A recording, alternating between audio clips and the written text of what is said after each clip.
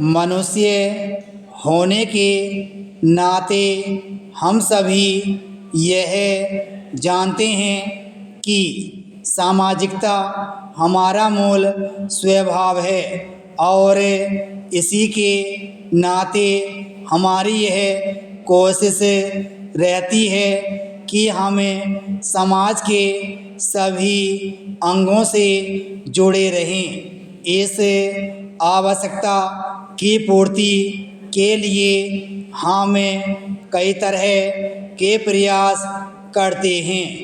हमने केवल अपने आस पड़ोस और रिश्तेदारों से संबंधों को मजबूत बनाते हैं, बल्कि दूसरे लोगों से भी जुड़ने का प्रयास करते हैं। यह बहुत स्वाभाविक है कि हमारे इस सामाजिक जीवन में हमें कई तरह की कठिनाइयों से भी गुजरना पड़ता है। इसके बावजूद हम अपने सामाजिक संबंधों को बनाए रखते हुए सुख और दुख जीवन के दो पहलुओं का नाम है, क्योंकि सदा ही साथ चलते आए हैं। मानव जीवन ही सुख दुख की छाया है। एक सामाजिक प्राणी और मनुष्य होने के कारण हमारा परम कर्तव्य है कि हम एक दूसरे के सुख दुख को समझें। प्रश्न यह उठता है कि व्यक्तिगत रूप से हमारा एक दूसरे के प्रति कैसा भाव है। अगर हम अपने हृदय में वसुधैव कुटुंबकम का भाव रखते हैं तो हम भाईचारे की पक्की नींव रख सकते हैं। मनुष्य से संबंध अत्यंत अटूट है, लेकिन इतना होना पर्याप्त नहीं है, क्योंकि आज का युग नितांत व्यक्तिगत हो गया है। लोकतंत्र में चुनाव का बहुत महत्व हुआ करता है।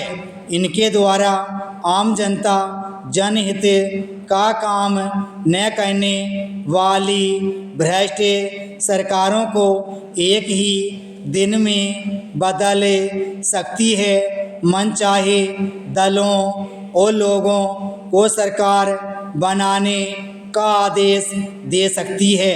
यह तो हुई उन चुनावों की बात जो केंद्र या प्रांतों में संसद और विधानसभाएं बनाने, सरकारें चलाने के लिए प्राय 5 वर्षों के बाद हुआ करते हैं। लेकिन हम यहाँ जिन चुनावों की चर्चा करने जा रहे हैं उनका संबंध विद्यालयों व विश्वविद्यालयों में शिक्षा पाने वाले विद्यार्थियों से है। विद्यालयों विश्वविद्यालयों में हर शिक्षा सत्र के आरंभ में चुनाव कराने, छात्र परिषद बनाने की परंपरा का आरंभ स्वतंत्रता प्राप्ति के कुछ वर्ष बाद से ही हो गया था। अब तो यह एक नियम और आदत बन गया है। विद्यालयों आदि में चुनाव कराने की आखिर आवश्यकता और उद्देश्य क्या है?